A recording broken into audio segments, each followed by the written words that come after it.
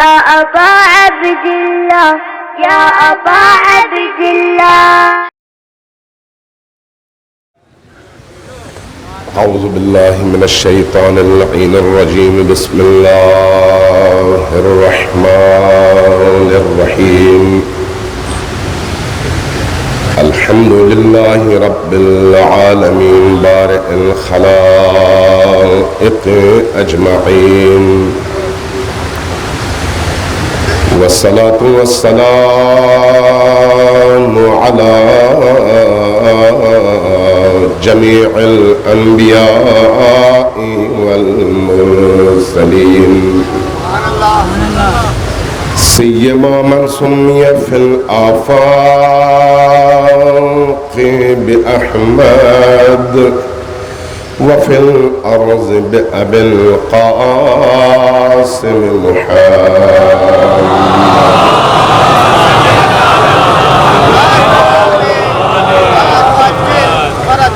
والصلاة والسلام على أولاده الطيبين الطاهرين المعصومين الميامين، واللعنة الدائمة على أعدائهم أجمعين من أول يوم إلى قيام يوم الدين. أما بعد، فقال رسول الله صلى الله عليه وآله وسلم: أنا وعلي من نور الواحد. صلوات الله.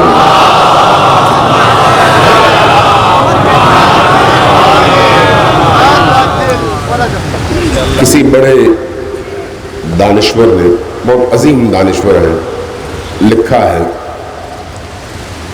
کہ علی کو علی کے دشمنوں نے اپنے بغض کی وجہ سے گرانا چاہا اور چھپانا چاہا، اور علی کے محبین نے علی کے کمالات اور علی کے فضائل جان کی خوف کی وجہ سے چھپائے اور بیان نہیں کیے، لیکن اس کے باوجود 1400 سال گزر گئے، آج بھی زمین کے کسی بھی حصے میں چلے جائیں، اگر کسی شخصیت کو اعجاز خلقت خدا کے طور پر پہچانا جاتا ہے تو وہ علی ابن ابی طالب ہے۔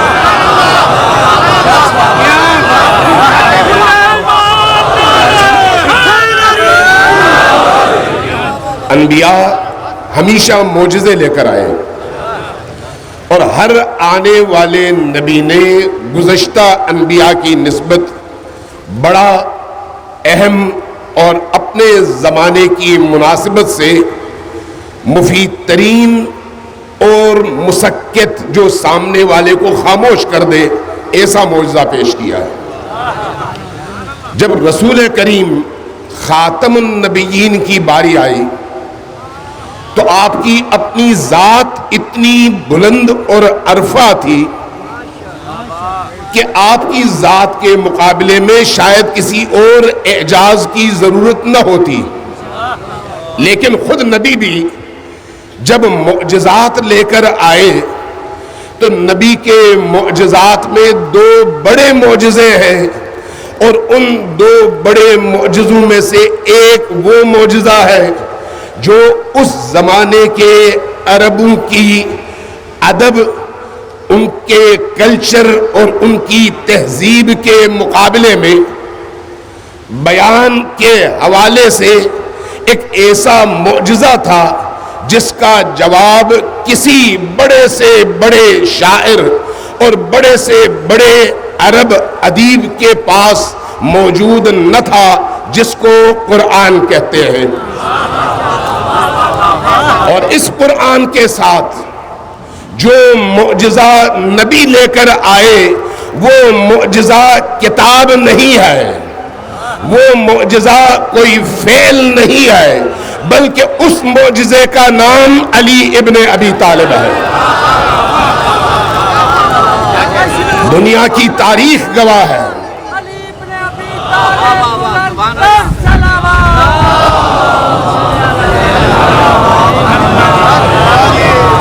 دنیا کی تاریخ گواہ ہے کہ علی جیسا نہ کبھی آیا اور نہ کبھی آ سکتا ہے. جب علی کی ذات کا آپ مطالعہ کرتے ہیں تو آپ دو عجیب چیزیں علی کی ذات میں دیکھتے ہیں. ایک طرف علی کے کمالات کا ایک بحر بے قرار ہے جس میں جتنے غوطے مارو ہر روز اور ہر نئے غوطے کے ساتھ نئے گوہر نکل آتے ہیں. اور انہی کمالات کو دیکھتے ہوئے علی کی زندگی میں دو عجیب تضادات ہیں, عجیب تضادات جو کسی اور کی زندگی میں آپ کو نظر نہیں آتے. اللہ کی صلابت, قوت اور قدرت کا زمین میں اور مخلوقات کے درمیان مظہر بھی علی ہے, اور اللہ کے رحم اور رحمانیت و رحیمیت کا زمین پر مظہر بھی علی نظر آتا ہے. یعنی دوسرے لفظوں میں اگر ہم صفات خدا کے مظہر کے طور پر جو اللہ کی پہچان کروائے عباد اللہ میں, بندگان خدا میں, برگزیدگان خدا میں, اولیاء اللہ میں طول تاریخ میں تلاش کرنا چاہے تو ایک ہی چہرہ نظر آتا ہے جس کو علی ابن ابی طالب کہتے ہیں.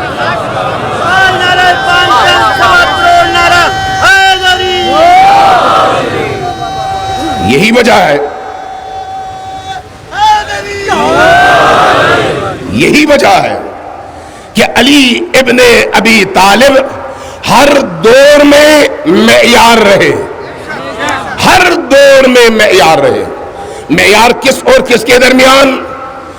دو رستوں کے درمیان. آیا خدا تک پہنچنا ہے یا ابلیس تک پہنچنا ہے؟ اگر خدا تک پہنچنا ہے تو بے شک 1,24,000 انبیاء اور 4 آسمانی صحیفوں کو دل و جان سے قبول کر لو. اگر علی کو قبول نہیں کرو گے تو خدا تک پہنچ نہیں سکتے.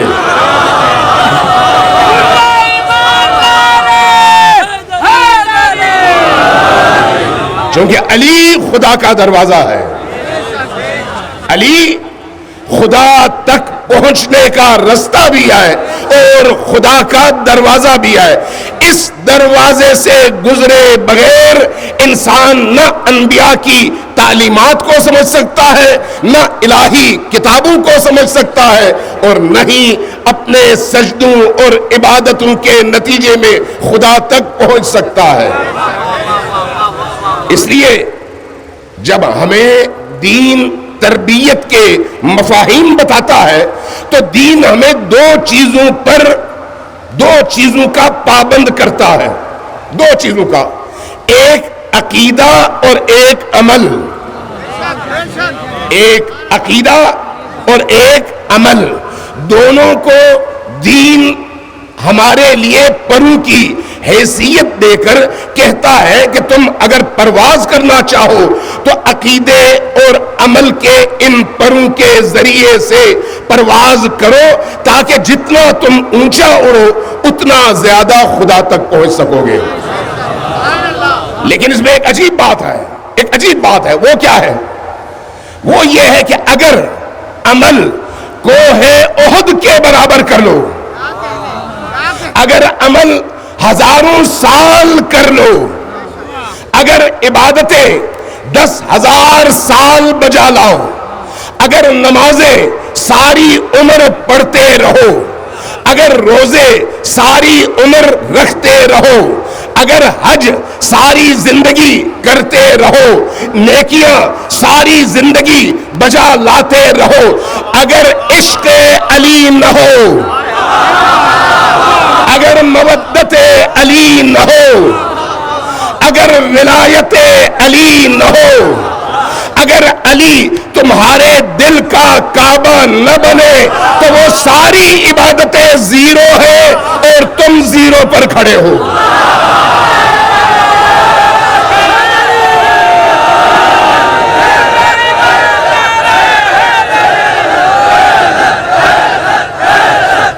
مولیان حیدر کرار جب نعرہ لگائے تو یوں نہیں کہ کچھ لوگ نعرہ لگا رہے ہوں، کچھ لوگ خاموشی سے سن رہے ہوں، چونکہ ایک منٹ مجھے ذرا بات مکمل کرنے دیں، اس کے بعد نعرہ لگا دیں بے شک۔ دیکھیے علی کا نام کائنات میں اللہ نے یہ تاثیر رکھی ہے علی کے نام میں، اللہ نے یہ تاثیر رکھی ہے، کسی اور نے نہیں، یہ ذہن میں رکھیے گا۔ اللہ نے علی کے نام میں جو تاثیر رکھی ہے کسی اور فرد بشر کے نام میں وہ چیز نظر نہیں آتی۔ علی کا نام آپ کو مردہ سے زندہ کرتا ہے، علی کا نام آپ کے تاریک دل کو روشن کرتا ہے، علی کا نام گمراہی سے ہدایت کے میدان تک پہنچاتا ہے، علی کا نام راستہ بھٹکے ہوئوں کو ہدایت کے معراج پر فائز کرتا ہے، علی کا نام گناہگار کو ولی بناتا ہے۔ علی کے نام میں وہ کشش ہے، علی کے نام میں وہ حرکت ہے، علی کے نام میں وہ حرارت ہے کہ جب یہ نام لیا جائے تو انسان سکون سے کسی مقام پر بیٹھ نہیں سکتا، اڑنے کو دل چاہ رہا ہوتا ہے۔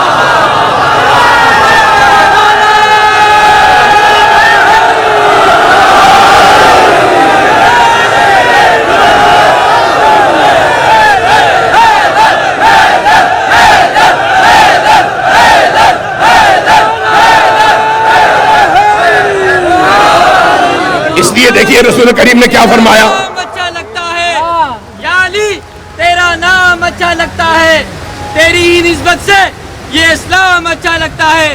لوگ کہتے ہیں تیرے عشق میں کافر مجھ کو، لوگ کہتے ہیں تیرے عشق میں کافر مجھ کو، میرے دل کو یہ الزام اچھا لگتا ہے۔ ذرا غور کیجئے گا،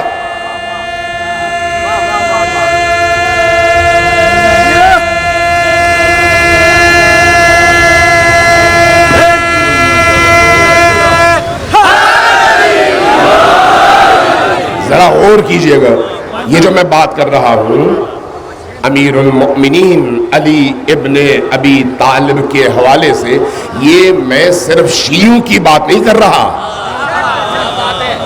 کہ کوئی یہ سمجھے کہ یہ شیعہ علی کی تعریف کرتے ہیں، نہیں، یہ جو میں ابھی جو جملے میں نے عرض کی آپ کی خدمت میں، ہر جملہ اپنی جگہ مفہوم رکھتا ہے، پیغام رکھتا ہے، اور یہ ایک شیعہ کے جذبات نہیں ہیں، یہ کائنات کی حقیقت ہے، وہ حقیقت جس تک پہنچنے کے لیے شرط اول یہ ہے کہ آپ کا وجود پاکیزہ ہو،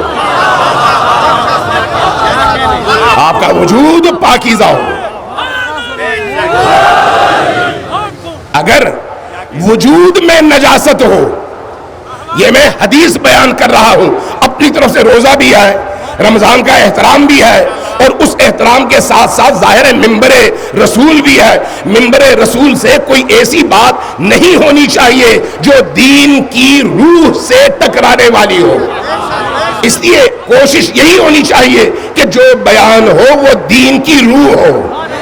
تو میں یہ جو عرض کر رہا ہوں، یہ حدیث کا مفہوم بیان کر رہا ہوں کہ علی کے حوالے سے اگر انسان کے اندر یہ تحرک، یہ حرارت، یہ حرکت پیدا ہوتی ہے اور علی کا نام انسان کو بے سد لیٹنے نہیں دیتا، کھڑا کرتا ہے، کھڑے انسان کو حرکت دیتا ہے، حرکت والے انسان کو بھگاتا ہے تاکہ وہ خدا تک پہنچنے میں باقی لوگوں سے سب سے زیادہ آگے نظر آئے۔ تو یہ مفہوم حدیث ہے کہ اللہ کے رسول نے یہ فرمایا کہ وہی شخص یہ کر سکتا ہے جس کی پیدائش پاک ہو۔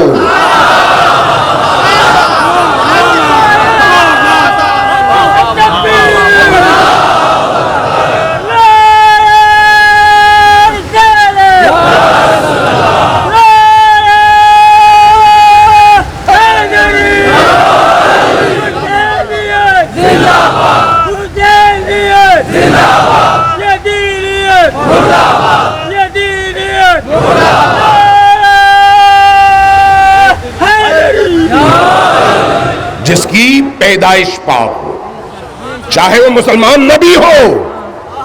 توجہ، آپ کی توجہ چاہیے، پیدائش کی پاکیزگی کے لیے نکاح شرط ہے، اور نکاح ہر دین اور ہر مکتب میں ہے۔ جہاں نکاح ہے، اس لیے اسلام میں اگر کوئی ہندو داخل ہوتا ہے، مسیحی داخل ہوتا ہے، سکھ داخل ہوتا ہے، یا کسی اور مکتب کا ماننے والا داخل ہوتا ہے، اپنی بیوی کے ساتھ داخل ہوتا ہے، تو ان کو نئے سرے سے نکاح کرنے کی ضرورت نہیں ہے۔ کیوں؟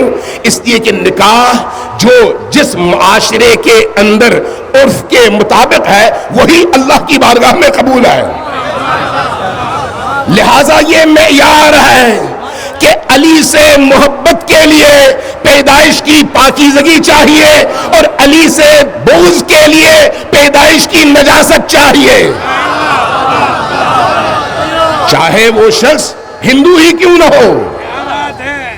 اس لیے آپ دیکھتے ہیں کہ دنیا میں، پوری دنیا میں جو لوگ آزاد ہیں، فکر کے آزاد، سوچ کے آزاد، عقیدوں کی غلط بندشوں سے آزاد، جن کے سوچنے کا دائرہ وسیع ہے، جب وہ مطالعہ کرتے ہیں تو چاہے وہ ہندو ہو، چاہے وہ سکھ ہو، چاہے وہ عیسائی ہو، چاہے وہ یہودی ہو، جب علی کا نام آتا ہے تو سب کے سر جھک جاتے ہیں۔ یہ صرف اسلام کی بات نہیں ہو رہی، یہ صرف مسلمانوں کی بات نہیں ہو رہی۔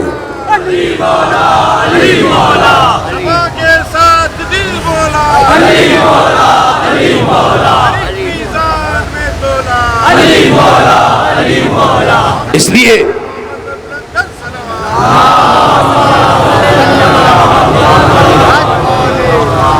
نبی کریم سے اور امیر المؤمنین سے جو روایات نقل ہوئی ہے، ان روایات کے مطابق آپ دیکھیں، علی خود فرماتے نظر آتے ہیں ان روایات کے مطابق کہ اگر میں کسی مؤمن کی ناک اپنی تلوار سے کاٹ دوں تب بھی وہ ایک لمحے کے لیے میرے حوالے سے بغض اور نفرت کی راہ اختیار نہیں کرے گا۔ اگر کسی مؤمن کی ناک اپنی تلوار سے کاٹ دوں اور اس کے مقابلے میں جس کے اندر نفاق ہے، اگر اس کو سارا بیت المال اور ساری دولت دے دوں تب بھی بظاہر وہ کچھ بھی کہے، اس کے دل میں میری محبت پیدا نہیں ہو سکتی۔ اس لیے رسول کریم نے نفاق اور ایمان کے درمیان حد فاصل اور شناخت کا ذریعہ کس کو قرار دیا؟ علی ابن ابی طالب کو قرار دیا۔ وہ علی ابن ابی طالب وہ ہیں، سرکار امیر المومنین علی ابن ابی طالب بلند تر سلام اللہ۔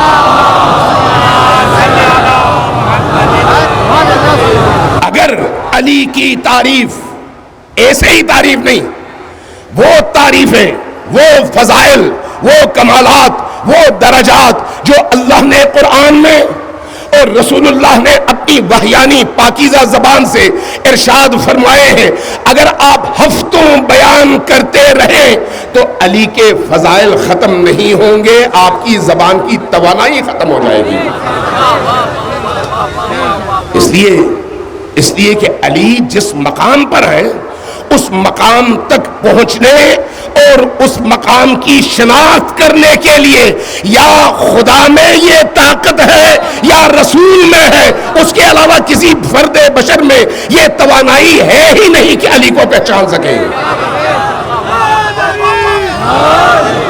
لہذا ہم چند فضیلتیں بیان کر کے اپنے ایمان کا اظہار کرتے ہیں کہ ہم علی پر ایمان رکھتے ہیں، علی پر ایمان۔ یہ جو علی ہے کتنے بلند ہیں، کتنے عظیم ہیں، جتنے عظیم اور جتنے بلند ہیں اتنے ہی زیادہ مظلوم ہیں، جتنے عظیم ہیں اتنے ہی زیادہ مظلوم ہیں، اتنا ہی زیادہ ان پر جفا اور ان پر ظلم کیا گیا ہے۔ یہی وجہ ہے کہ علی کے نام کو مٹانے کے لیے مسجدوں میں تنخواہیں دی جاتی تھی۔ یہی وجہ ہے کہ محرابوں میں کھڑے ملا علی کے حوالے سے لوگوں کے ذہنوں کو نفرت سے بھرنے پر مأمور کر دیے گئے تھے۔ یہی وجہ ہے، وجہ علی کے حوالے سے اتنی نفرت کی کیا ہے؟ اس لیے کہ مسند علی پر بعد میں جس طرح کی تبدیلیاں آئیں اور ان تبدیلیوں کے نتیجے میں جیسے جیسے زمانہ گزرتا چلا گیا، ایک وقت وہ آیا کہ رسول کریم نے جو بشارت دی تھی اور فرمایا تھا کہ میں دیکھ رہا ہوں کہ میرے منبر پر بندر ناچ رہے ہوں گے، وہ وقت آ گیا، وہ وقت آ گیا۔ جب وہ وقت آیا اب لوگوں کے ذہنوں میں سوال تو تھا کہ نبی اتنے عظیم اور نبی کی مسند پر بیٹھے ہوئے لوگ ایسے، اب کیا کیا جائے؟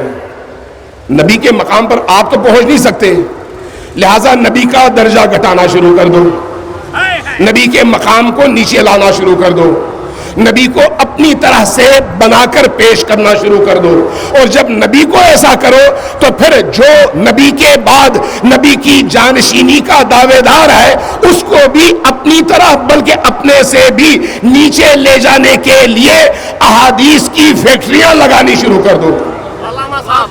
یہی ہوا۔ اب ذرا غور کیجئے گا، میں صرف ایک ہی جملے میں شہنشاہ حسین نقوی کی صحت و سلامتی کے لیے بلند تر صلوات۔ اللہم صلی علی محمد۔ یہی وجہ ہے آپ اگر یہ جو مسلمانوں کے درمیان احادیث کے مجموعے ہیں، ان مجموعوں کے مؤلفین چاہے وہ امام بخاری ہو چاہے وہ امام مسلم ہو، ان کے مقدمے کو دیکھیے، مقدمہ پڑھیے۔ وہ کہتے ہیں کہ جب ہم نے اس کتاب کو لکھنے کے لیے احادیث کو جمع کیا تو امام بخاری کہ 6 لاکھ مجھے حدیثیں ملی۔ کتنی؟ 6 لاکھ۔ امام مسلم کہتے ہیں مجھے بھی 6 لاکھ حدیثیں ملی۔ کتنی؟ 6 لاکھ۔ ان میں سے امام بخاری نے کتنے منتخب کیے اور امام مسلم نے کتنے منتخب کیے؟ وہ کہتے ہیں ہم نے یہ دیکھا اپنے شرائط پر کہ ان احادیث میں سے زیادہ یہی 4.5 سے 5 ہزار حدیثیں درست ہیں اور باقی ساری کی ساری یعنی 5,95,000 حدیثیں جھوٹی ہیں۔ شیعہ نہیں کہتا، امام بخاری کہتے ہیں، شیعہ نہیں کہتا، امام مسلم کہتے ہیں۔ مطلب کیا ہے اس کا؟ یہ حدیثیں کس نے بنائی تھی؟ کس نے بنائی تھی؟ انہی نے جن کے دل میں علی کا بوجھ تھا، جن کے دل میں نبی کا بوجھ تھا، جو یہ چاہتے تھے کہ اصل دین لوگوں تک نہ پہنچے، اس لیے دین کے نام پر، رسول کے نام پر حدیثیں گڑ گڑ کر معاشرے کے اندر تقسیم کرتے تھے۔ یہ فیکٹ ہے، فیکٹ، اور ایسی حقیقت ہے جس کا انکار کوئی مسلمان نہیں کرتا۔ تمام علماء، تمام مکاتب فکر کے علماء تسلیم کرتے ہیں اس بات کو کہ ہاں ایسا ہوا، لیکن مقابلے میں علی اور آل علی نے دین کی حفاظت کے لیے جو قربانیاں دیں، انہی قربانیوں کے نتیجے میں علی اور آل علی نے خالص ترین لوگوں کے گروہ کو تیار کرنا شروع کیا۔ ایک وہ وقت تھا جب علی کے فضائل بیان کرنے ہوتے تو لوگ خوف جاں کی وجہ سے ایک دوسرے کے کان میں بیان کر کے کہتے کہیں اور بیان نہ کرنا ورنہ گردن کٹ جائے گی.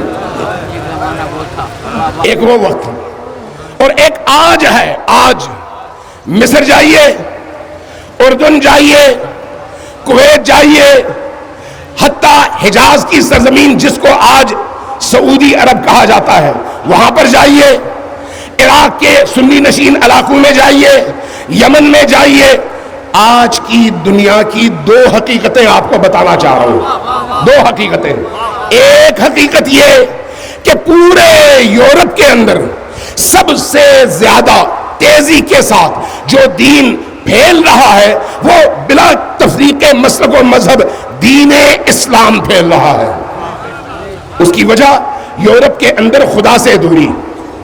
خدا سے دوری کے نتیجے میں جب مسیحیت کی روح ختم ہو گئی اور کلیسا ویران ہونے لگے, لوگوں کو فطری طور پر خدا کی تلاش ہے, ہدایت کے رستے کی تلاش ہے, تو انہیں اسلام میں وہ روح نظر آتی ہے. لہذا سب سے زیادہ تیزی سے اس وقت یورپ کے اندر, امریکہ کے اندر, یہ فیکٹ ہے, انٹرنیٹ پر جا کر آپ سرچ کیجئے, فیکٹ یہ ہے کہ سب سے زیادہ تیزی سے اسلام پھیل رہا ہے. لیکن اس کے ساتھ جہاں جہاں اسلام ہے, جہاں جہاں اسلام ہے وہاں پر یہ معجزہ ہے آج کی اس 15ویں صدی کا کہ سب سے زیادہ تیزی کے ساتھ جو نام پھیل رہا ہے وہ علی ہے, جو کلمہ پھیل رہا ہے وہ علی ولی اللہ ہے.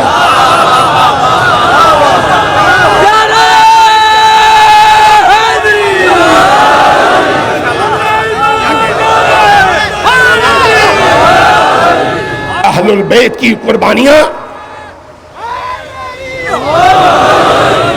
اہل البیت کی قربانیوں کا نتیجہ اب آپ دیکھ رہے ہیں. وہ جو آپ ماضی کو دیکھتے ہیں نا, ہمیشہ ظلم, ہمیشہ قید, ہمیشہ زہر, ہمیشہ تلوار, ہمیشہ شہادتیں, ہمیشہ اسارتیں, ان اسارتوں, شہادتوں اور قید و بند کی صعوبتوں میں رہتے ہوئے علی اور آل علی نے جس طرح سے اس مکتب کی آبیاری کی ہے اس کا نتیجہ اس وقت آپ دیکھ لیں پوری دنیا کے اندر, پوری دنیا کے اندر. اب آپ کو ایک اور نقطے کی طرف میں صرف اشارہ کرتے ہوئے گزر رہا ہوں. تفصیلی طور پر اگر ان میں سے ہر موضوع پر بات کی جائے تو شاید اشرے بھی کم پڑ جائے. صلوات بھیجیے پر محمد و آل محمد.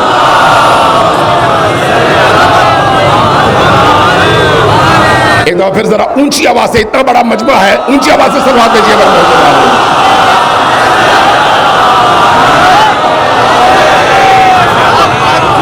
یہ جو اتنی تیزی کے ساتھ علی کا نام پھیل رہا ہے اس کی وجہ کیا ہے؟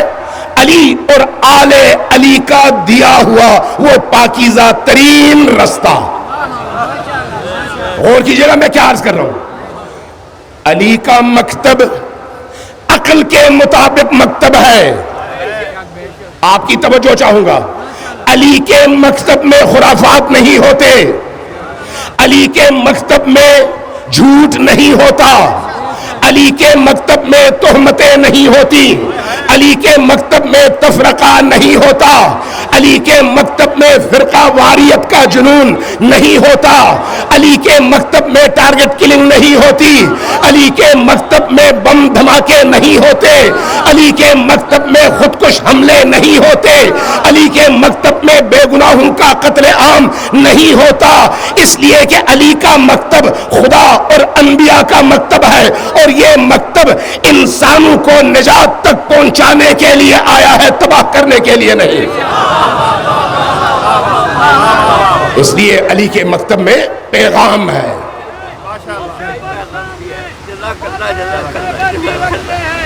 محمد و علی شبیر و شبر فاطمہ زہرا, ارے ہم پنجتن جیسی سپر پاور بھی رکھو.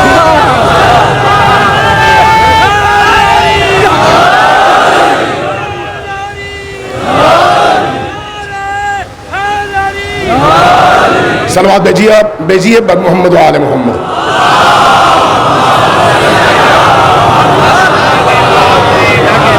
इतना बड़ा मजमा है, याद रखिए ये जो सलवात है ना, सलवात वाजिब इबादत के बाद सबसे बरतरीन इबादत है। इबादत समझकर ऊंची आवाज से सलवात भेजिए।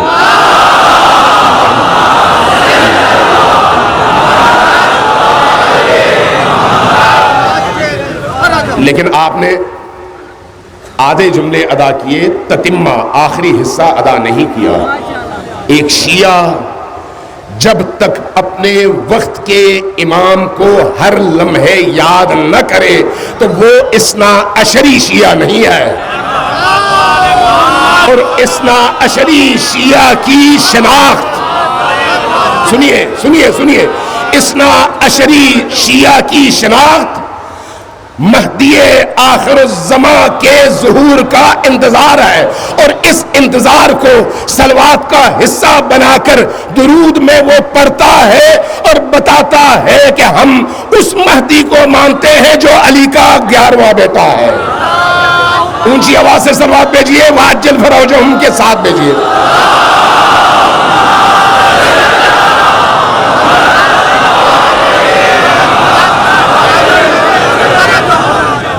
अमीरुल मोमिनीन अली इब्ने अबी तालिब का मकतब पाकीज़ा तरीन मकतब है, पाकीज़ा तरीन मकतब। इसलिए हमारी जिम्मेदारी बहुत बड़ी जिम्मेदारी है। जब मेरे नाम के साथ शिया लगता है तो लोग पहली नजर में क्या समझते हैं? ये अली वाला है।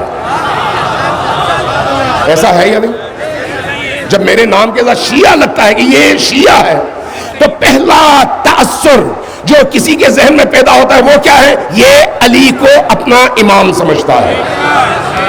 जो अली को इमाम समझता है उसका किरदार मीसम जैसा होना चाहिए। जो अली को अपना इमाम समझता है उसका किरदार अबू जर जैसा होना चाहिए। जो अली को अपना इमाम समझता है उसका किरदार सलमान जैसा होना चाहिए। जो अली को अपना इमाम समझता है उसका किरदार मिक़दाद की तरह से होना चाहिए। जो अली को अपना इमाम समझता है उसका किरदार मालिक अश्तर की तरह से होना चाहिए। जो अली को अपना इमाम समझता है उसको अम्मारे यासिर जैसा होना चाहिए, जिनको देखकर लोग कहें हाँ ये अली का शिया है, ये अली का शिया है। हमारा किरदार, हमारी आज़ादारी, हमारा इज्तिमा, हमारा लोगों के साथ बिहेवियर, हमारे गुफ्तगू का अंदाज, हमारा लोगों के दरमियान रहना, उठना, बैठना, सलूक, लोगों के साथ लोगों की मुश्किलात में हाथ बटाना, गरीबों की मदद करना, लाचारों की दस्तगीरी करना, बेवाओं के सर पर और यतीमों के सर पर दस्ते शफकत रखना, इबादत के मैदान में सर्वसुजूद होना, हज और उम्रे के मैदान में तवाफ के लिए पहुंचना, और इज्तिमाई मैदान में जहां आपने मकतब की उस रूह की तर्जमानी करनी है वहां पर मालिक अश्तर बनकर खड़े होना। इबादतें हो, इज्तिमाई मैदान में आप खड़े न हो तो वो इबादतें इस कमी को पूरा नहीं करती। ये अपनी जगह है। और मालिक अश्तर कैसे बना जाता है? थोड़ी सी तवज्जो चाहिए, एक जुमले में मैं अर्ज करूंगा। मालिक अश्तर कैसे बना जाता है? मुझे ये मालूम हो कि अगर आज मैं इस अजीम इज्तिमा में जो यौम अली का इज्तिमा है यहां पर आया हूं, अगर खुद अली आए तो वो क्या करेंगे मुझे मालूम होना चाहिए। तवज्जो मैं क्या अर्ज कर रहा हूं? मुझे मालूम होना चाहिए कि अगर आज अली हमारे मुआशरे में होते तो क्या करते। ये अली की शनाख्त और अली की निस्बत बसीरत की अलामत है। अली को सिर्फ पैदाइशी हवाले से पहचानना और फजाइल को पहचानना काफी नहीं है। अली की सोच को पहचानिए, अली की फिक्र को पहचानिए। अली के अलम का मतलब कपड़ा नहीं है, अली की सोच और अली का नारा है। علی کی سوچ اور علی کا نعرہ. علی کیا چاہتے تھے, علی کیسی امت چاہتے تھے, علی کیسے شیعہ چاہتے تھے, علی کیسے عزادار چاہتے تھے.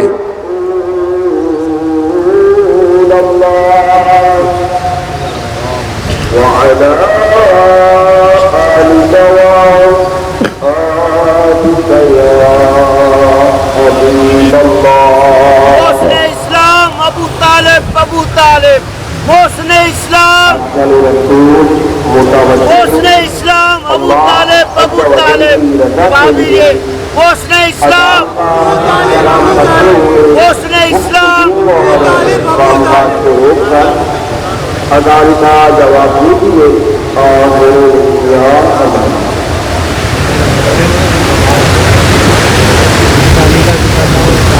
سوال دیجیے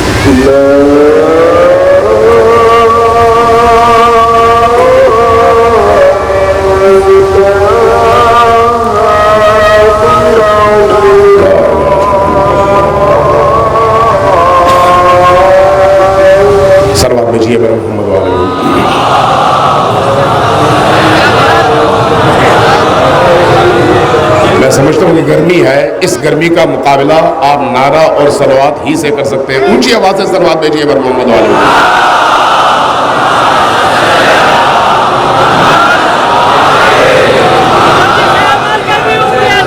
یاد رکھیے جسے مر کے بھی عمر دوام مل جائے, جسے مر کے بھی عمر دوام مل جائے, شہید راہ خدا کا مقام مل جائے, اسے اور کیا چاہیے جہان میں نادر, جسے جناب علی سا امام مل جائے.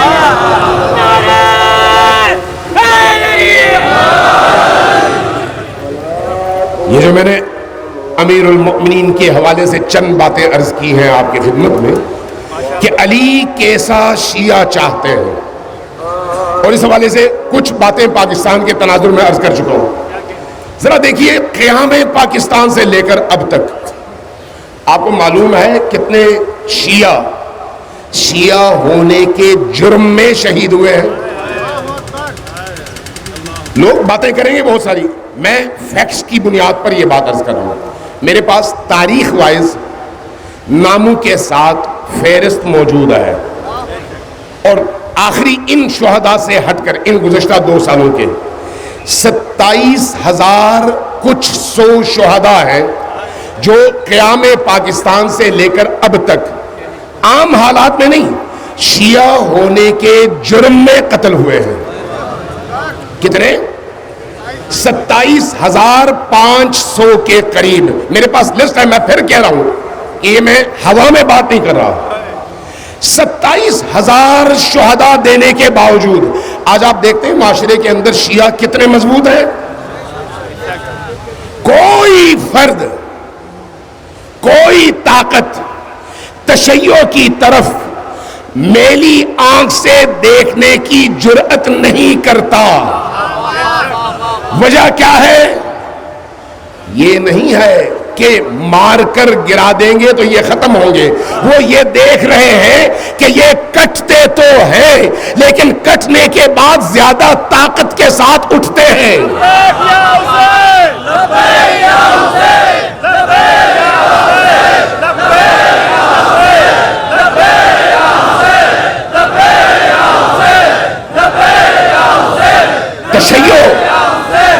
تشیع کی اجتماعی سوچ میں بیان کرنا چاہ رہا ہوں. تشیع کی دوستی اور دشمنی کا معیار اللہ اور رسول ہے. جہاں اللہ اور رسول کہے تشیع کی دوستی ہے، جہاں اللہ اور رسول منع کرے وہاں تشیع کی دشمنی ہے. یہ ہمارا اصول ہے، یہ ہماری بنیادیں ہیں. اس لیے آپ دیکھتے ہیں کہ گزشتہ اس پورے عرصے میں تشیع کی طرف سے وہ سارے کام جو دشمن چاہتا تھا اس ملک کے اندر نہیں ہوا. تشیع کی دشمنی کسی فرقے سے نہیں ہے. تشیع کی خواہش علی کی خواہش ہے، اور علی کی خواہش یہ ہے کہ ہر انسان کو واپس پلٹنے کا رستہ دو. اس لیے تشیع کی دعوت عام ہے، چاہے کوئی شخص کتنا ہی گمراہ ہو چکا ہو، لیکن تشیع کا دروازہ کھلا ہوا ہے. آؤ، ہدایت کا رستہ پکڑو، علی تک پہنچو، خدا تک پہنچ جاؤ گے. یہی وجہ ہے کہ پاکستان کے اندر ہر فرقے کے گروہ بنے، قتل عام ہوا، مارے گئے، لیکن تشیع نے کبھی بھی وہ کام نہیں کیا جو تشیع کی روح سے متصادم ہے، یعنی بے گناہوں کا قتل عام کبھی نہیں کیا. نہ فقہا اجازت دیتے ہیں اور نہ علی اجازت دیتے ہیں. دین ہمیں اس بات کی اجازت نہیں دیتا. یہی وجہ ہے کہ تشیع کا چہرہ آج پوری دنیا کے اندر غور طلب ہے. آپ کو متوجہ کرنا چاہتا ہوں، آج سے صرف اگر 100 سال پہلے آپ جاتے نا، صرف 100 سال پہلے، تو آپ کو دنیا بھر میں اسلام کا چہرہ وہ نظر آتا جو آج سلاطین، بادشاہوں اور ہمارے حکمرانوں کا چہرہ ہے کہ یہ مسلمان ہے، یہ ان کا اسلام ہے.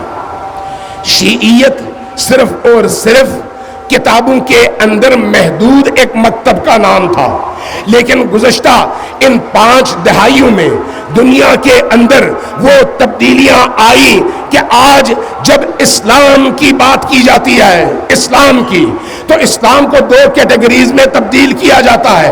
ایک وہ اسلام جس سے خوفزدہ رہنے کی تلقین کی جاتی ہے، وہ کون سا اسلام ہے؟ خودکش اسلام، ٹارگٹ کلنگ والا اسلام، بم دھماکوں والا اسلام. لیکن جب اسلام کے حسین، جمیل، منطقی اور استدلالی چہرے کو ڈھونڈا جاتا ہے تو وہ ایک ہی چہرہ نظر آتا ہے جس کو آپ مکتب علی ابن ابی طالب کہتے ہیں. ہم وہی پرچم لے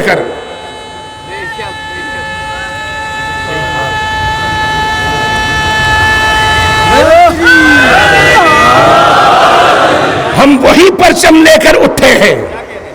آج کا یہ اجتماع کربلا کا تسلسل ہے. کربلا کا تسلسل.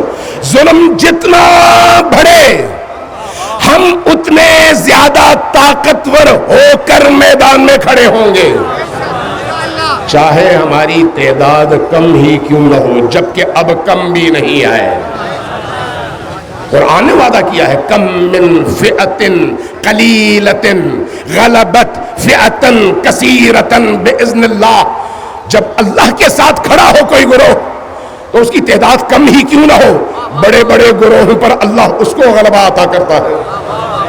آج ذرا آپ اپنے ارد گرد دیکھیے، پوری دنیا کے اندر یمن سے لے کر نائجیریا تک، فلسطین سے لے کر مقبوضہ کشمیر تک، افغانستان سے لے کر عراق اور شام تک، آپ کو ہر جگہ تشیع کا بیدار چہرہ استعمار اور کفر کے خلاف برسرے پیکار نظر آئے گا، اسلامی فرقوں کے خلاف نہیں۔ توجہ ہے میں کیا کہہ رہا ہوں؟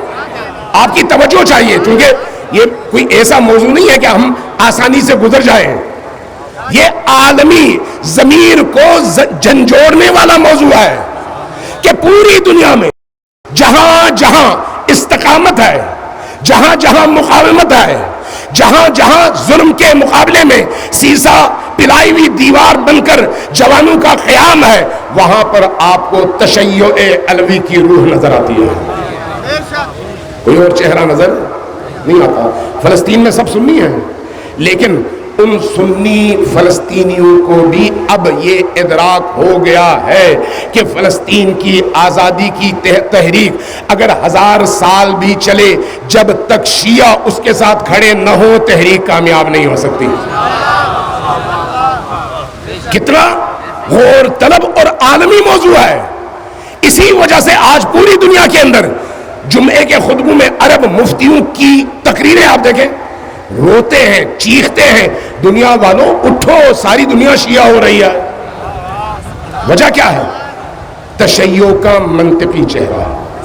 پاکستان کے اندر بھی ایسا ہی ہے، پاکستان کے اندر بھی بعض لوگ ہم پر اعتراض کرتے ہیں کہ یہ لوگ انہوں نے زینبیون بنائی اور شام گئے اور لڑائی لڑی۔ ارے بھائی، شام جا کر لڑائی کس کے خلاف لڑی یہ کیوں نہیں بتاتے؟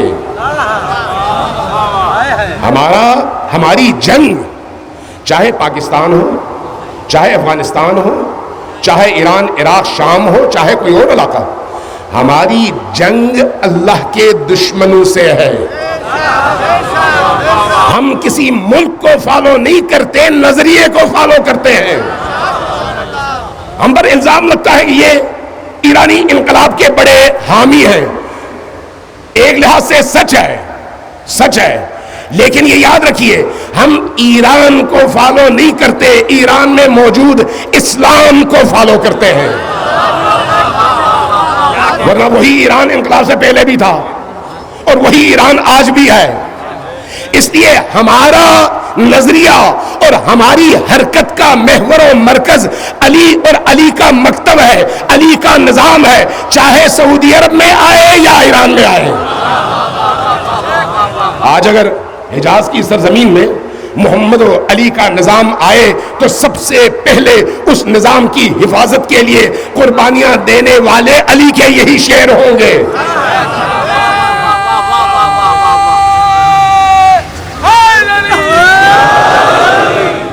لیکن اس الزام کے تحت ہمارے جوانوں کو پکڑا جاتا ہے، ان کو مارا جاتا ہے، تشدد کیا جاتا ہے، غائب کر دیا جاتا ہے، ایک عرصے کے بعد کچھ کو چھوڑ دیا جاتا ہے، لیکن جب چھوڑا جاتا ہے تو وہ نہ گھر کے رہتے ہیں نہ مارکیٹ کے رہتے ہیں، الزامات کی بھرمار لیکن ثبوت کوئی نہیں، اور پھر کئی کیسز بنا کر یہ سلسلہ کب تک چلے گا؟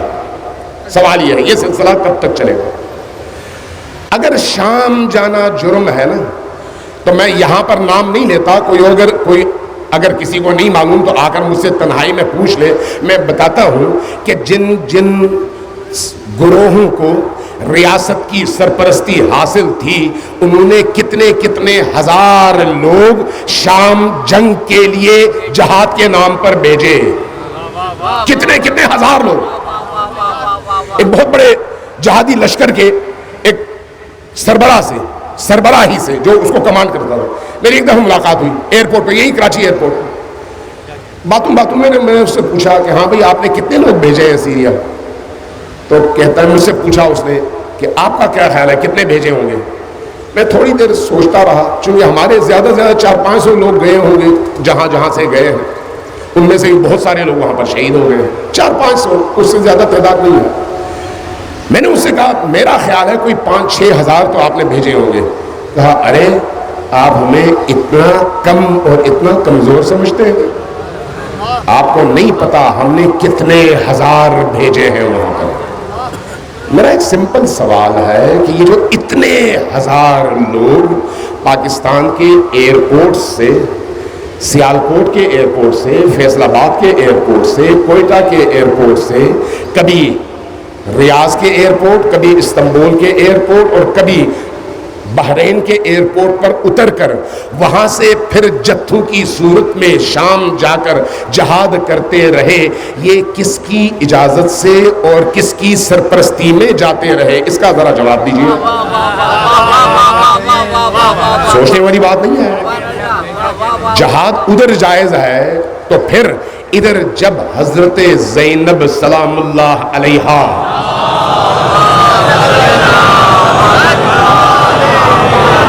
اور حضرت رقیہ اور حضرت سکینہ سلام اللہ علیہما، رسول اللہ اور علی کے صحابی حضرت عمار یاسر رضوان اللہ تعالی علیہ کے مزاروں کو اڑانے کی جب کوشش ہوتی ہے تو اہل البیت اور اہل البیت کے چاہنے والے ان پاکیزہ ترین ہستیوں کے مزار کی حفاظت کے لیے اگر کوئی جاتا ہے تو یہ جرم کیسے ہوا؟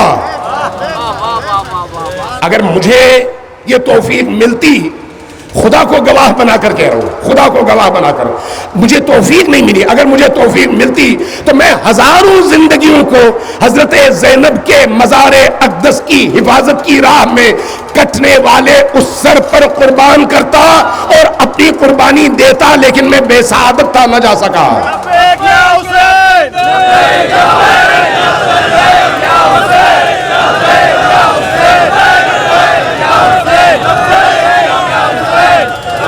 نہیں، آپ کے یہ نعرے ادھورے نعرے ہیں، پورا مجمع نہیں پکار رہا، اگر پکارنا ہے تو پورا مجمع پکارے۔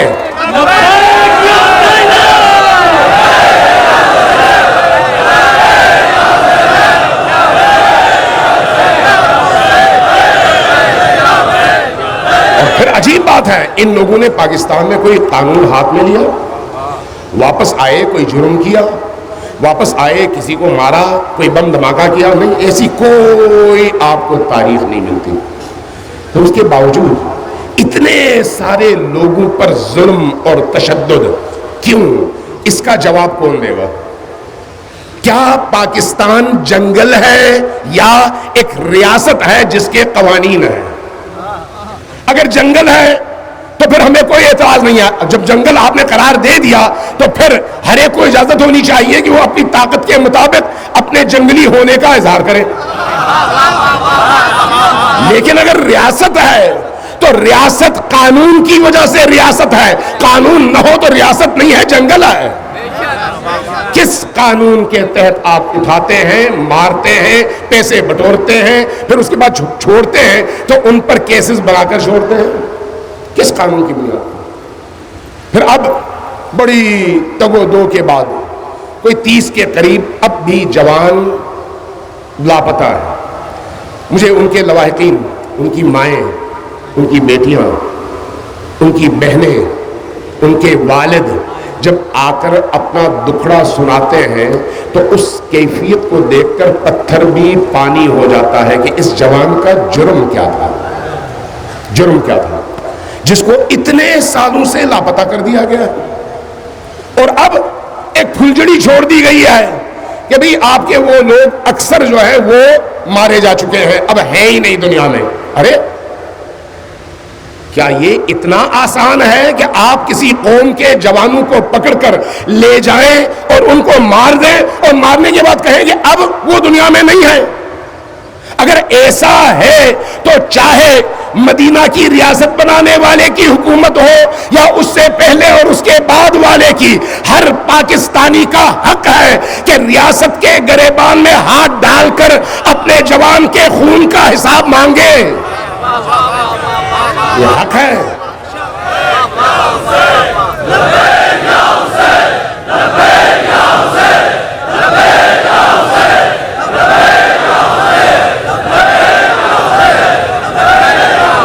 اگر سے یہ یاد رکھیے، 30 نہیں، 300 نہیں، 3000 نہیں، 30,000 نہیں، 3 لاکھ بھی اگر جوان شہید ہو جائے، گم ہو جائے، تشیع کمزور نہیں ہوگی، طاقتور ہوتی چلی جائے گی.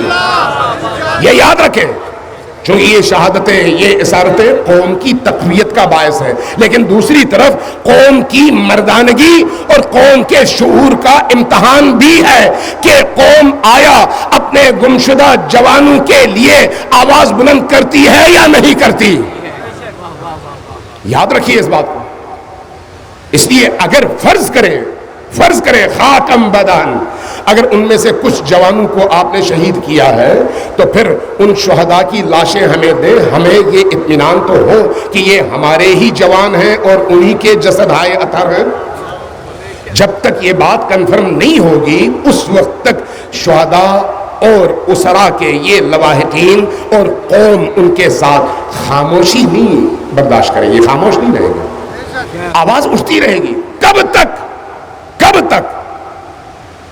اب تو جمہوریت ہے نا، جمہوریت میں تو ہر ایک کو اجازت ہے کہ اپنے حق کے لیے آواز بلند کرے. ڈکٹیٹرشپ تو نہیں ہے، لیکن ڈکٹیٹرشپ کے دوران بھی علی والوں نے ایک لمحے کے لیے خاموشی اختیار نہیں کی.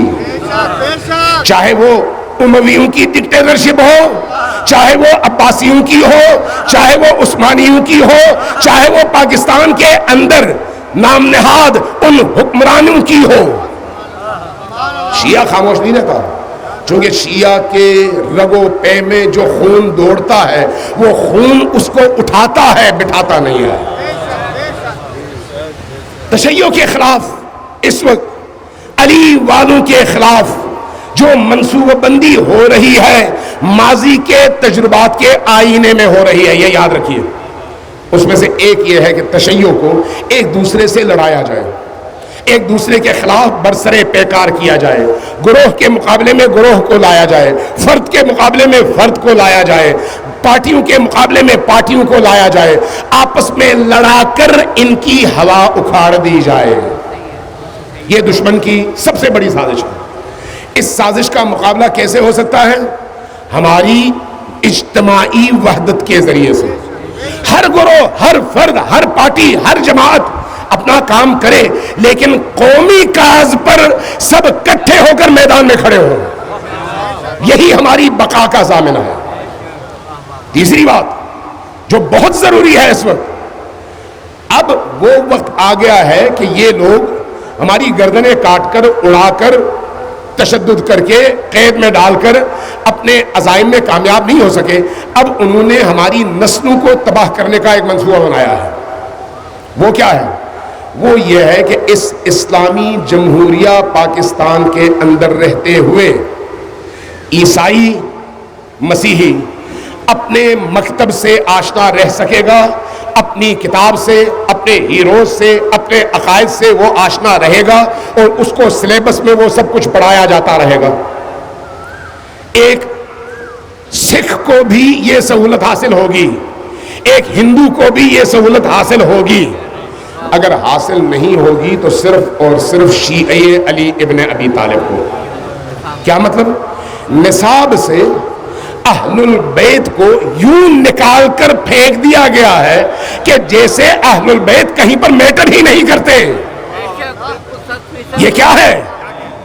اگر آپ جنگ بدر سے علی کو نکال دیں تو پھر کیا بچتا ہے اسلام کے دامن میں؟ میں تفصیل میں نہیں جا سکتا، ٹائم نہیں ہے.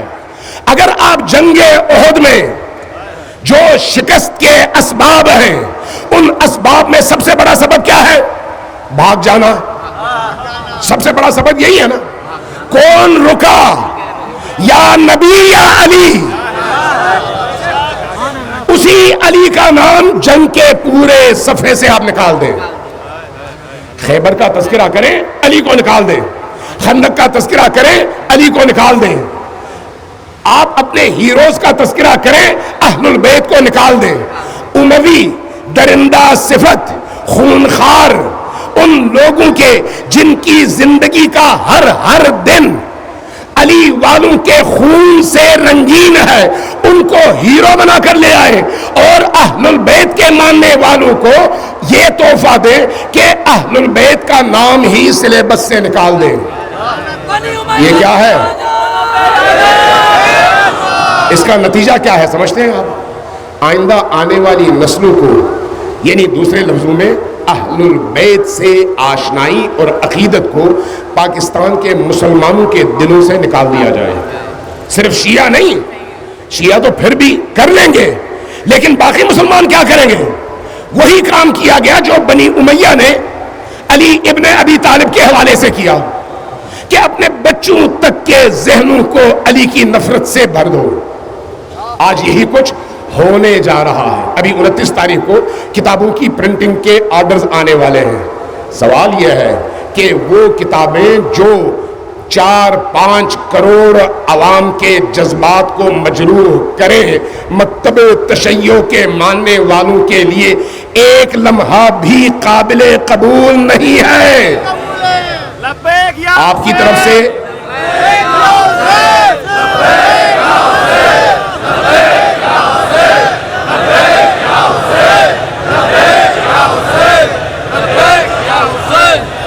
دیکھیے، ہم اپنے عقیدے کے لحاظ سے ایک لمحے کے لیے بھی کمپرومائز نہیں کرتے. ایک لمحے کے لیے بھی. ہمارے عقیدے میں گالم گلوچ نہیں ہے، ہمارے عقیدے میں توہین نہیں ہے، ہمارے عقیدے میں سب و شتم نہیں ہے. سب و شتم شامیوں کا ورثہ ہے، شامیوں کا ورثہ ہمارا نہیں ہے. لیکن جہاں پر علی کے مقابلے میں کوئی آئے، چاہے وہ صحابی کے لباس میں چھپ کر آئے یا زوجہ کے لباس میں چھپ کر آئے، ہم اپنے عقیدے کا برملا اظہار کرتے ہیں کہ علی حق پر ہے اور ہم علی کے ساتھ ہیں.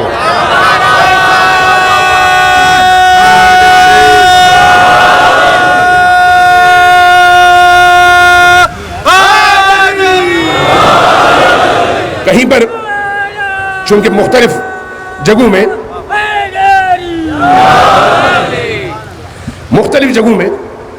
مختلف محفلوں میں اہل سنت علماء کرام اور دانشوروں کے ساتھ جب بیٹھتے ہیں، گفتگو ہوتی ہے، ایک جگہ کہیں پر ایسے ہی بحث چھڑ گئی.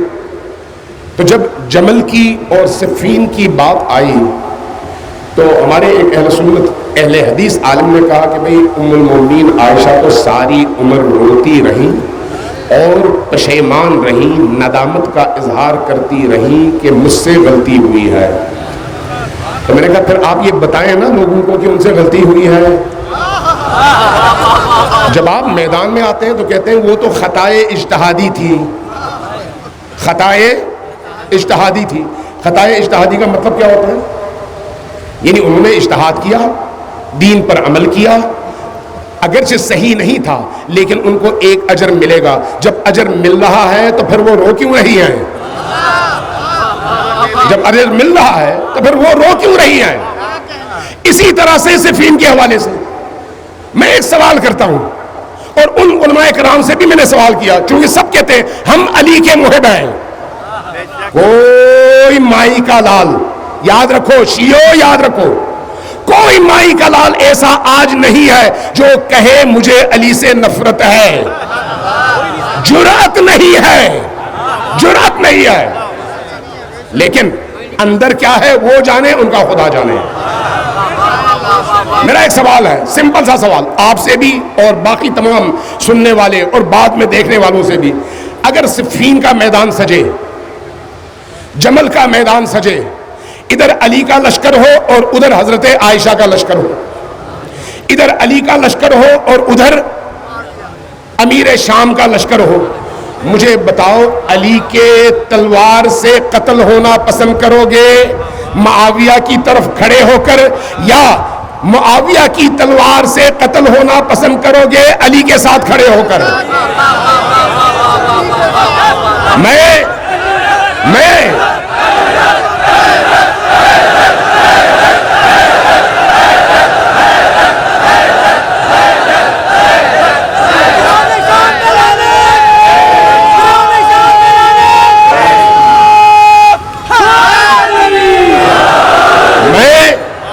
مکتب تشیع کے ایک ادنا فرد کی حیثیت سے، اس وجہ سے نہیں کہ اس اجتماع میں گفتگو کر رہا ہوں، نہیں، میرا ایمان ہے اگر میں کسی ریگستان میں تنہا بھی کھڑا رہوں تو میرا یہی ایمان ہوگا کہ میں جب دیکھوں کہ ایک طرف علی ہے تو پھر علی کے مقابلے میں چاہے کوئی بھی آئے میں علی کے ساتھ کھڑے ہو کر اس سے جنگ لڑنے کو اللہ کی عبادت سمجھوں گا۔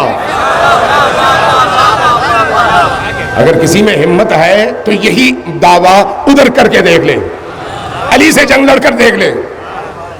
یہ ہمارا عقیدہ ہے، اور یہ عقیدہ شیعہ عقیدہ نہیں ہے، قرآن کا عقیدہ ہے۔ یہ عقیدہ شیعہ عقیدہ نہیں ہے، اسلام کی روح ہے، اسلام کی روح، اس لیے کہ علی حق کا معیار ہے۔ ساری دنیا میں کسی چیز کے حق اور باطل میں ہونے کو پہچاننے کے لیے حق کو پہچانا جاتا ہے، حق کو، کہ حق کیا ہے، حق کو پہچان لو باطل کو پہچان لو گے، اہل حق کو بھی پہچان لو گے، امیر المومنین کا اپنا کلام بھی ہے۔ لیکن علی کے معاملے میں بڑا عجیب ہے، رسول کریم نے یہ اصول دیا ہے ہمیں، وہ کیا ہے؟ جب علی کہیں پر کھڑا ہو تو پھر سمجھ لو حق علی ہے، علی کو حق کی وجہ سے نہ پہچانو بلکہ حق کو علی کی وجہ سے پہچانو۔ باقی سارے معاملات میں فرد کو حق کی وجہ سے پہچاننے کا حکم ہے، لیکن علی کے معاملے میں حق کو علی کی وجہ سے پہچاننے کا حکم ہے۔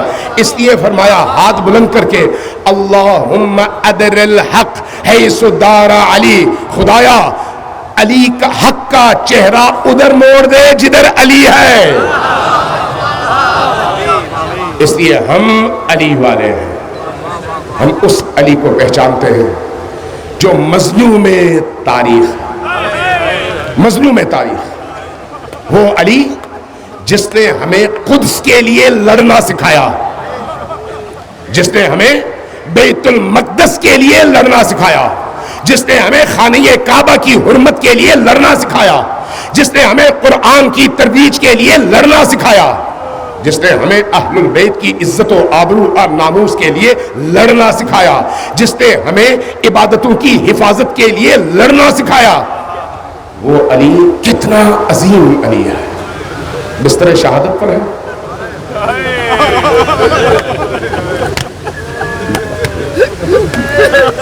آخری وقت ہے، آخری وقت، عجیب وصیت ہے، عجیب وصیت ہے۔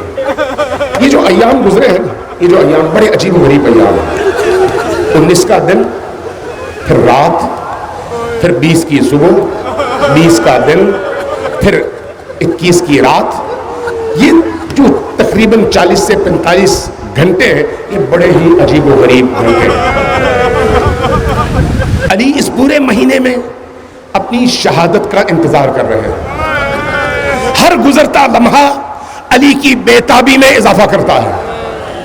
13 مبارک مہینے کی 13 تاریخ کو جمعے کا دن ہے، خطبہ دینے کے بعد حسن مجتبیٰ کو مخاطب کر کے پوچھتے ہیں، بیٹا حسن آج رمضان المبارک کی کون سی تاریخ؟ کیا علی کو نہیں معلوم کون سی تاریخ ہے؟ ہاں معلوم ہے۔ پھر کیوں پوچھتے ہیں؟ بتانے کے لیے کہ بیٹا دیکھ لو دن گزر رہے ہیں اور میں قریب تر ہوتا چلا جا رہا ہوں۔ جب عرض کرتے ہیں مولا آج 13 تاریخ ہے، فرماتے ہیں 19 تک کتنے دن باقی ہیں؟ اس بیتابی میں ٹائم گزار رہے ہیں۔ جب ام کلثوم کے دسترخوان پر تشریف فرما ہوتے ہیں، سب سے چہیتی اور سب سے چھوٹی بیٹی، افطار کے ٹائم کو بار بار آسمان کی طرف دیکھتے ہیں اور پھر زمین کی طرف، کہتے ہیں بار الہ مجھے اس موت کو مبارک قرار دے، بہرحال اس موت کو میرے لیے مبارک بنا دے۔ دسترخوان پر نمک ہے، دودھ کی پیالی ہے اور اس کے ساتھ جو کی روٹی ہے۔ ام کلثوم کی طرف دیکھ کر سوال کرتے ہیں۔ ام کلثوم کی عمر تقریباً کوئی 32-33 سال ہے اس موقع پر۔ تو ام کلثوم نے ساری زندگی علی کے ساتھ گزاری ہے، تو کیا ان کو نہیں معلوم؟ پوچھتے ہیں میری بیٹی کبھی تم نے علی کو بیک وقت 2 سالوں کے ساتھ روٹی کھاتے دیکھا ہے؟ یہ تم نے دودھ بھی رکھا ہے، نمک بھی، دودھ اٹھا لو، صرف نمک رہنے دو، صرف نمک رہنے دو۔ بابا آج آپ نے سارا دن روزہ رکھا ہے؟ ہاں بیٹا سارا دن روزہ رکھا ہے، لیکن 2 سے زیادہ چیزیں نہیں۔ اور جب دودھ اٹھا لیا جاتا ہے تو اسی جو کی روٹی کے 2-3 لقمے کھا کر افطار کرتے ہیں اور اس کے بعد ہاتھ روک لیتے ہیں۔ بیٹی پوچھتی ہے بابا جان اتنی جلدی آپ نے ہاتھ روک لیا؟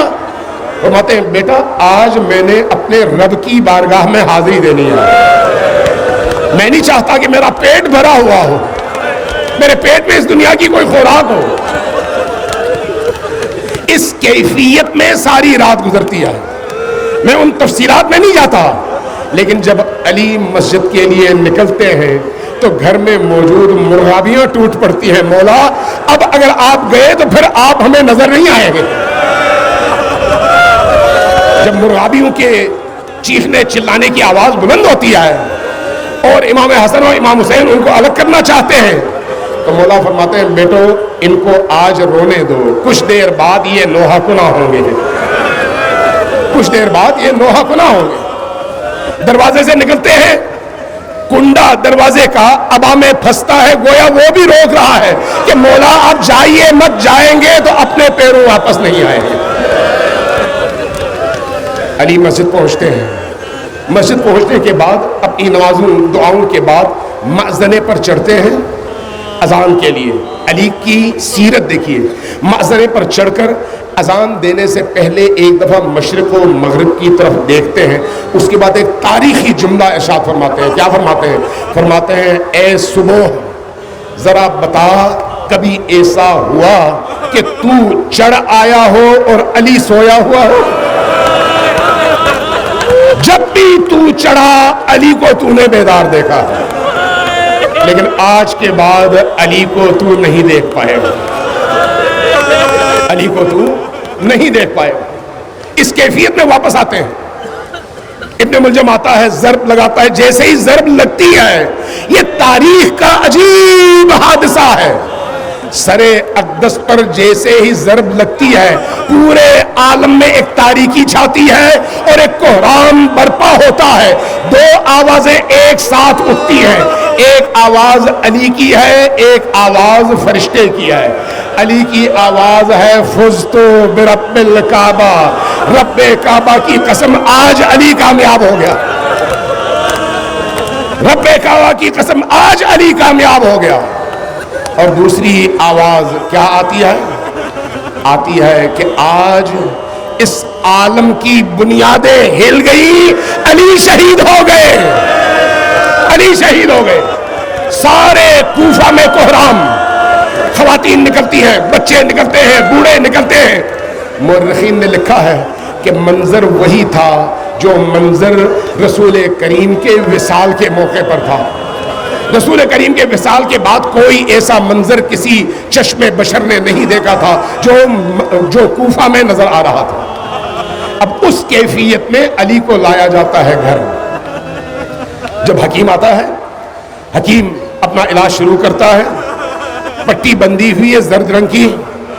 حکیم چیک کرنے کے بعد جو جملہ کہتا ہے وہ یہ ہے، اے علی اب آپ اپنی وصیت کر لیجئے، اس لیے کہ تلوار نے اپنا رنگ دکھا دیا ہے، اس کے اندر خطرناک زہر آپ کے دماغ تک پہنچ چکا ہے۔ اس کے بعد علی کی زندگی عجیب ہے، ایک عجیب زندگی ہے۔ کبھی اٹھنے کی کوشش کرتے ہیں، کبھی بیٹھنے کی کوشش کرتے ہیں، کبھی لیٹنے کی کوشش کرتے ہیں، لیکن ہر لمحے لبوں پر یا نصیحت ہے یا ذکر ہے، یا نصیحت ہے یا ذکر ہے۔ اس کیفیت میں بہت ساری چیزیں درمیان میں حذف کر رہا ہوں۔ ذرا دیکھیے حکیم کہتا ہے یا علی آپ کو دودھ کی ضرورت ہے، آپ دودھ پیجیے۔ کوفہ میں خبر پہنچتی ہے، جب کوفہ میں خبر پہنچتی ہے تو چشم فلک نے یہ منظر بھی دیکھا کہ کوفہ کے یتیم چھوٹے چھوٹے بچے اپنے ہاتھوں میں دودھ کے کٹورے لے کر علی کی دہلیز پر کھڑے ہیں۔ مولا ساری عمر آپ ہمیں کھلاتے پلاتے رہے، اب آپ جا رہے ہیں تو ہمارے ہاتھ سے ایک گھونٹ دودھ کا پیتے جائیے۔ اس لیے کہ علی ان یتیموں کے بابا ہیں، ان یتیموں کے بابا علی ہیں۔ اس کے بعد ایک عجیب منظر ہے، اپنے بچوں کو قریب بلاتے ہیں، کچھ نصیحتیں کرتے ہیں، وہ نصیحتیں نہج البلاغہ میں موجود ہیں۔ میں آپ سے ریکویسٹ کروں گا آج کے دن گھر جائیے، اس وصیت کو نکالیے۔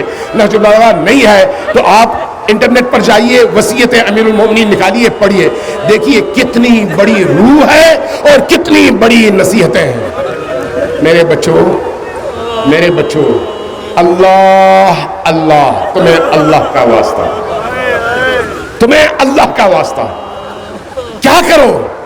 نماز کا خیال رکھو۔ میرے بچوں تمہیں اللہ کا واسطہ حج کا خیال رکھنا۔ میرے بچوں تمہیں اللہ کا واسطہ ہمسایوں کا خیال رکھو۔ اللہ اللہ فی الایتام، میرے بچوں یتیموں کا خیال رکھو، بہت بڑی ذمہ داری ہے، یتیموں کا خیال رکھو۔ نصیحتیں کرتے ہیں، بڑی طولانی نصیحت ہے، وصیت ہے۔ اس کے بعد اب خاندان کے اندر کے کچھ امور سپرد کر رہے ہیں، وہ کیا ہے؟ بس آخری لحظات ہیں، آخری لمحات ہیں۔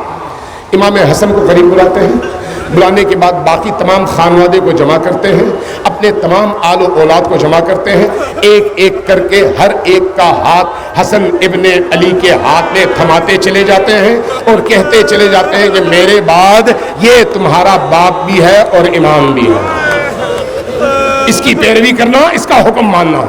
حسن ابن علی سے بھی نصیحت کرتے ہیں کہ ان کا کس طرح سے خیال رکھنا ہے۔ ایک دفعہ عباس پر نگاہ پڑتی ہے،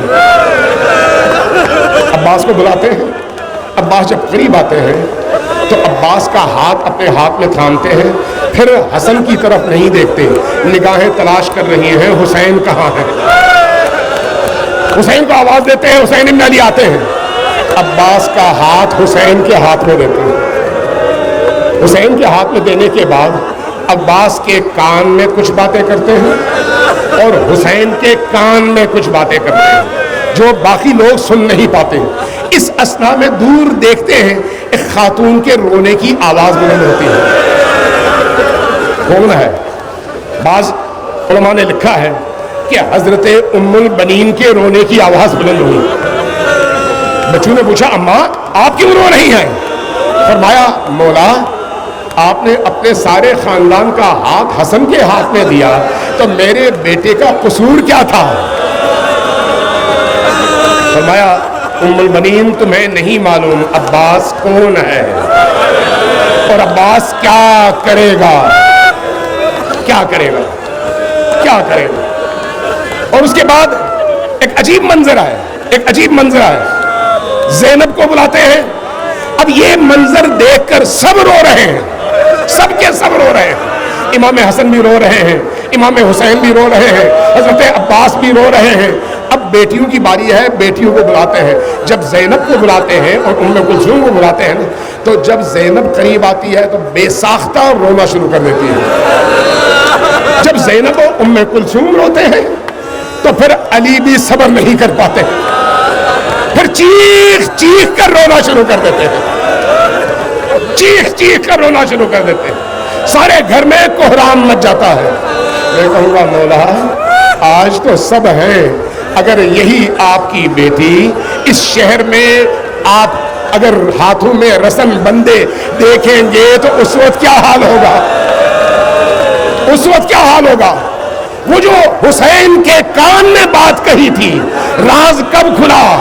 جب عصر عاشور، عصر عاشور، عباس کو بھی بلایا، زینب کو بھی بلایا، اور بلانے کے بعد عباس سے کہا اب عباس تمہاری باری ہے، تمہاری باری ہے۔ لیکن عباس کے بازو کو چومتے ہیں، عباس کے بازو کو چومتے ہیں، زینب کے بازو کو چومتے ہیں، اور اس کے بعد فرماتے ہیں کہ تمہیں یاد ہے بابا جاتے ہوئے میرے کان میں کچھ کہہ گئے تھے؟ مجھے یہی فرمایا تھا کہ عصر عاشور جب سخت ترین وقت ہوگا تو میرے ان بچوں میں سے زینب کے بازوں پر ضرور بوسہ دینا، اس لیے کہ یہ وہ بازو ہیں جن پر رسیاں باندھی جائیں گی اور اسیر کر کے شہر شہر پھرایا جائے گا۔